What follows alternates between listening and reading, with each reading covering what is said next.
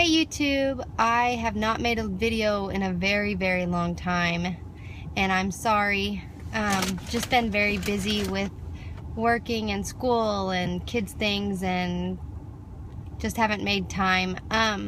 So I am sitting here at my son's baseball practice right now, and I figured I'd make a video real quick to kind of let you guys know where we are right now. Okay, so I had my surgery in June. July is where I left off with you guys, and we had just gone on vacation. And then August was another regular cycle, 32 days. And I was getting frustrated as why we weren't getting pregnant, because it was so easy getting pregnant with my other three that I conceived naturally. And so my doctor, I'm really close to my nurse that's at my doctor's, and I was talking to her, and she said, I don't know why we just don't do Clomid, because my cycles had been 32 days, 42 days, 48 days, 31 days. I mean, so they just were crazy. So she said, let's just do Clomid to make your cycles more regular. And so that was what our plan was going to be. I'm going to look down at my phone so I can tell you. So my August cycle, I was on day 38. And I take my temperature. I was before Clomid taking my temperature so I could know when I ovulated. And for me, I thought that I was, let me see if I can show you. You can't really tell. But right here, I thought that's where I ovulated. But evidently, I ovulated where the crosshairs are right here. Because, okay, so I thought that I was like, let's see, 1, 2, 3, 4, 5, 6, 7, 8, 9, 10, 11, 12, 13, 14, on day 16 after ovulation, and that never happens. I always start my period 14 days after. I didn't even think anything of it, and I'm not sure why I didn't think anything of it, but, on day, what would be day 38 of that cycle, I did start to spot, but it was not red blood, and it was not heavy. It wasn't just spotting, but it wasn't a period either. So I called my nurse and I said, okay, I've started my period. So she called in my Clomid for me, and I was going to start that on day 3 of my period. Well, then the next day I still bled a little bit, and then the third day I took my pill that morning, and then my bleeding was completely gone. And then I got to thinking about it, and I was like, well, I wonder if the Clomid would make me stop my period stop, if it would, my blood would just go away. And then I got to thinking, I really haven't cramped at all either, and I don't ever really cramp when I'm on my period, but I mean it is a little, I mean, you can tell when you're on your period, I guess is what you could say. And so I told my husband, I said, something just doesn't feel quite right. And so I said, before I take the next pill tomorrow morning, I'm just going to take a pregnancy test just to be safe. And so I woke up that morning, 5 o'clock in the morning, and took a pregnancy test, and it was positive. And so I started to freak out, and I texted my IVF nurse, and I said, hey, are you awake? And she said, yes, are you okay? So then I just called her and I said, I'm pregnant. And she was like, yay, that's good. And I was like, no, because I took my pill yesterday. And she was like, it's okay, you'd be surprised. Stop. She said, you'd be surprised how common that is, that people are pregnant and they don't realize that they are. And so I was kind of freaking out. She sent me down to get a beta that morning and check my progesterone levels. And my beta, she called me about 45 minutes after my blood draw, and it was an 89 is what it was. But she said my progesterone was really low. So that was on a Thursday. So my repeat beta was going to be the following Monday. And all of my symptoms kind of that I had been having just went away. And I thought that maybe, I mean, I have no idea. I have no idea what was going on with my body. I've just been baffled by the whole thing. So I went in like over the weekend, I had some more spotting, and then Monday I went back in for a beta, and my numbers dropped down to, I believe it was like in the 30s, and so I knew that I was miscarrying. I waited to get like a heavy period, and I never did get one. I actually never did have a period at all. She said that my body probably just reabsorbed whatever it was. And so I ovulated the following month on day 20. And so that was a 32-day cycle. The next month, and we did not try to conceive that month. I tried not to, actually, because I wanted to make sure that everything was cleaned out of my uterus and everything was back to normal. And then, okay, back to that cycle. So when I had the positive pregnancy test, I was actually 1, 2, 3, 4, 5, 6, 7, 8, 9, 10, 11, 12, 13. The day that I thought that I was on day 3 of my period was actually day 14 of my cycle, my ovulation. I ovulated 3 days after I thought that I had. And so that's kind of, the spotting started on calendar day 12 is what happened. In October, I did the Clomid days 3 through 7 for 5 days. And I could have swore to you up and down on my whole entire life, everything that I ever knew, that I was pregnant. I had every single symptom that I ever have when I'm pregnant. I had everything. I could have put $1 million on the fact that I thought that I was pregnant. Turns out Clomid gives you pregnancy-like symptoms. It's just great for no reason. Even my temperature, I had a triphasic temperature chart where it had gone the 3 different levels of pre-ovulation, then ovulation, and then a third raise. And turns out Clomid also gives you that. So I've quit temping. I've learned to quit temping. So that month was a real big disappointment for me. Thinking so badly that I was pregnant and being so happy, and then to find out that I wasn't. So then that cycle was a 28-day cycle. I ovulated on calendar day 14 with the Clomid. The following month, November, I took the same 50 milligrams for 5 days, and I ovulated on day 15 of my cycle that month. Again, could have told you I was pregnant, thought I was, and I wasn't. And so I didn't temp at all after I found out that I ovulated with that. And that was a 29-day cycle. The next month, I called my doctor. Well, I called my nurse again, and I asked her if we could do a test to make sure that my tubes are still opening, because I'm not understanding why I'm not getting pregnant, because I can tell that I'm having good ovulations being on the Clomid. Like, it's super strong. And she said, well, no. Well, yes, that we could, but the doctor was out, but let's wait until next month to see if what we can get figured out, blah, blah, blah. So she upped my Clomid, since I ovulated a day later, up to 100 milligrams for 5 days, starting at day 3. And again, every symptom in the book, and again, not pregnant. So that was December. And then we come to where we are in December. Let's see, my period started. I had a 28-day cycle. I ovulated on the calendar day 15, being on the 100 milligrams of Clomid. Period started on day 29. It would 28 days, and then the next day. So that was, again, a big, huge bummer. On my OPKs, I have been using just the internet cheapy ones, and this is another thing. My ovulation would never show on them until the exact same day that I ovulated. And I'm not sure why. I asked my doctor, and she said, well, some people have, I forget what she calls it, but like where they don't get much of an LH surge. It just, as soon as it happens, then it happens, and there's not much warning. But she said, why don't you try to use a different kind of ovulation predictor just to check?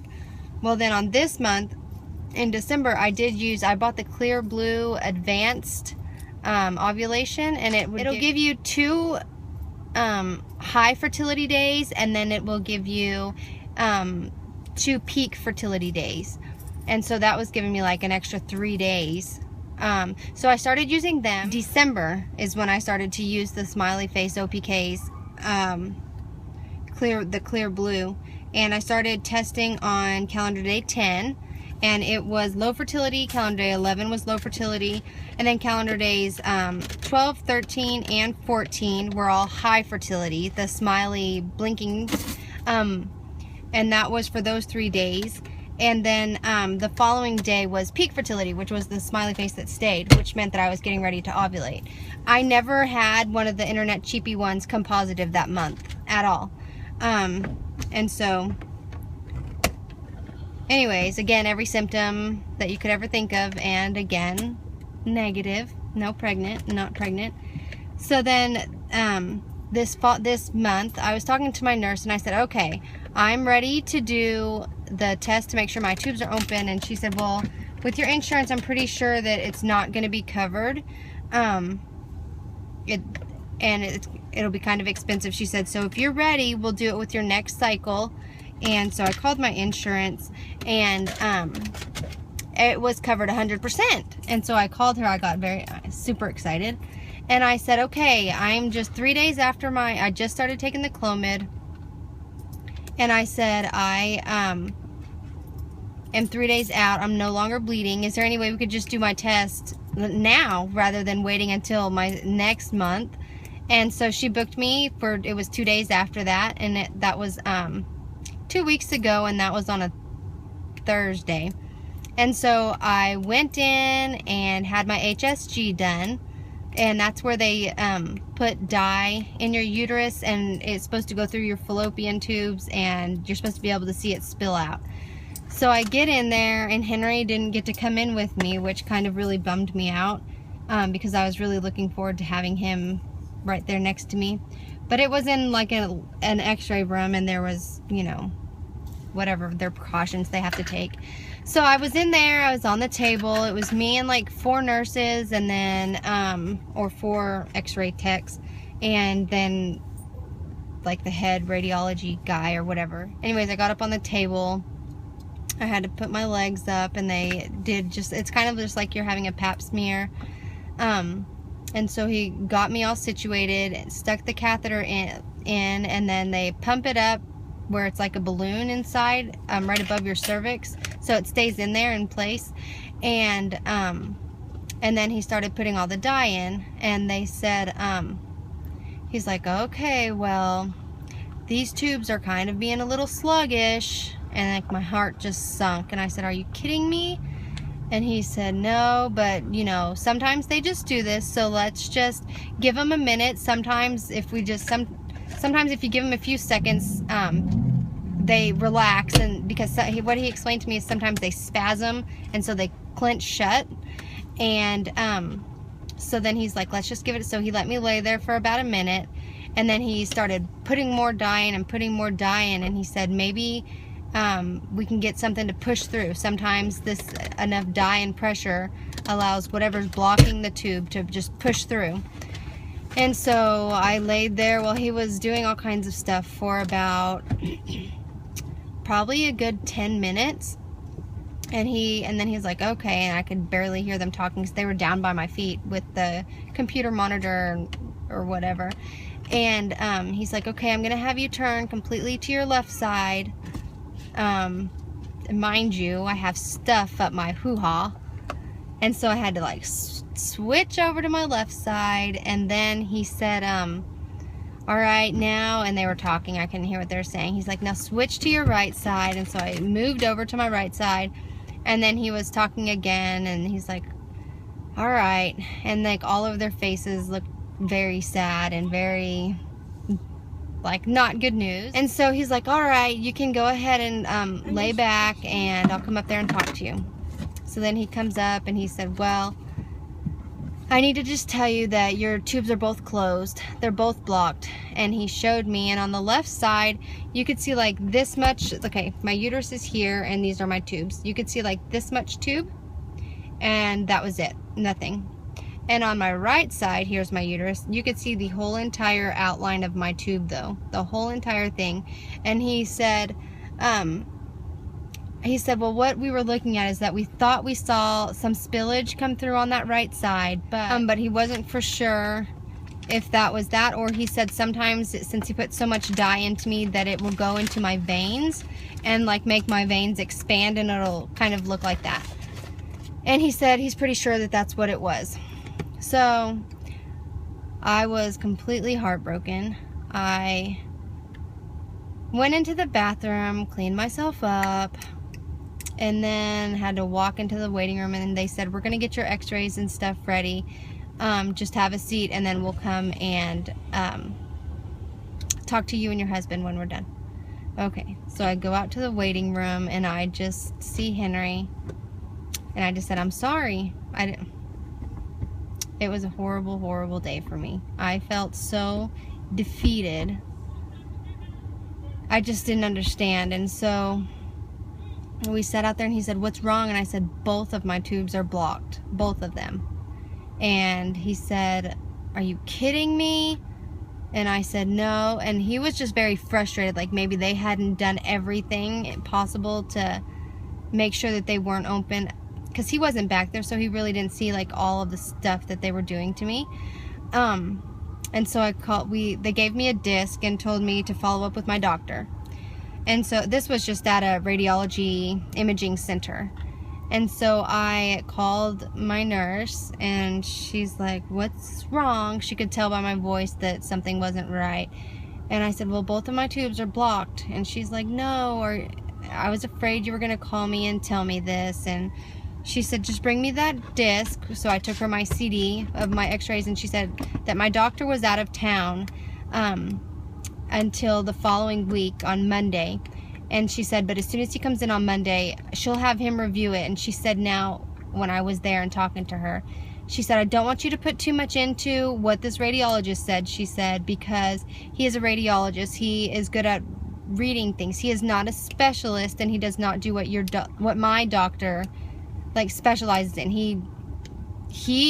My doctor could interpret the readings differently, perhaps, and it happens a lot, she said.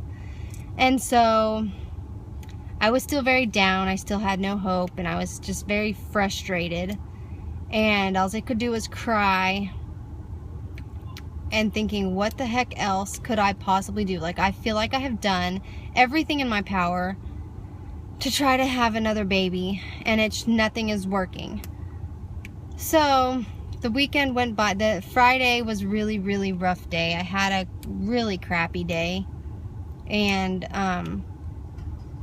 everything was down. I was crying all day. Anyways, then the weekend came, and before I woke up, I just said a prayer that God would please help me to lift my spirits, to let me know that there's more in life, and to give me reason to be happy, which I have plenty of reason to be happy. I have the best husband. I have the most wonderful kids anyone could ever ask for. But this thing, it's so hard to explain. Once you have a baby, like we had our baby Addie, and she only lived for 5 hours, and that's taken from you, it's like I have a void that I'm trying to fill, I guess is how I would put it. I just don't feel whole. I feel like an empty spot in me. And so, I don't know. So I woke up that weekend, and then I had an awesome weekend, and I was fine and better and feeling much better. My spirits were lifted, and the following Monday, which was this past Monday, I was at my daughter's basketball game, and I saw my doctor's phone number on my phone, and so it was very loud and intense basketball game. And I said, hello. And he said, am I catching you at a bad time? And I said, no, just hold on a second. So I went out, and he said, okay, Katie. He said, I've reviewed these as soon as I came into the office today. And he said, I do agree with the radiologist that your left tube is blocked. He said that's a for sure. It's completely blocked. And he said that was the tube that gave him such a hard time, that took him the like 3.5 hours, 4 hours to try to fix. And when he had me open, it was open. He put the dye through and it did go through them. But he said that he thought that was a strong possibility that would happen to that tube. And he said now after he read over my the x-rays from the radiologist, he said he does not agree with the right side being closed. He said, I can see where I put the tube back together and there's a bigger area and a skinnier area of the tube, and you can see that the dye clearly goes past through where I fixed your tube. And he said, so I do not agree with that at all. And he said if it was blocked, then you wouldn't have been able to see your whole entire tube, just as I had seen it. But I didn't even think about that at the time. They said it was closed, and that's all that I could think about. He said, and also on the 5th picture, he said, and if you go over to the 5th picture, he said you can see spillage come out of that tube. And I said, okay. And so that gave me really high hopes, and it made me excited again. And he said, and I explained to him, I said, the doctor, or not the doctor, but the radiologist told me that he thought that he may have seen spillage come through. And then I explained to him about he said maybe because he put so much ink, so much dye in, that it could have just made my vein expand. And he said the scientific word for it, whatever, medical term. And he said yes, and he said, but this is completely not that. He said that when that happens, that's completely different from what he is seeing, and what he is seeing is spillage. And so right now what I'm working with is that I have a right tube, one right tube, and I'm praying that it works. I don't know. What he wants to do is, he told me what the plan is after 6 months, about 50% of women who have a tubal ligation reversal end up pregnant, and after 1 year, it's up to 75%. So he said he still wants to give me 3 more months, and with us just trying on our own. And if I'm not pregnant in those next 3 months, he wants to repeat the HSG, but he wants to do it himself. And he said that he's going to do it with a guide wire. And so if there's any type of blockage that he would see, the guide wire can knock through. It can knock out whatever is in my tube that's blocking anything. And so I guess that is going to be the next step if I don't get pregnant in the next 3 months.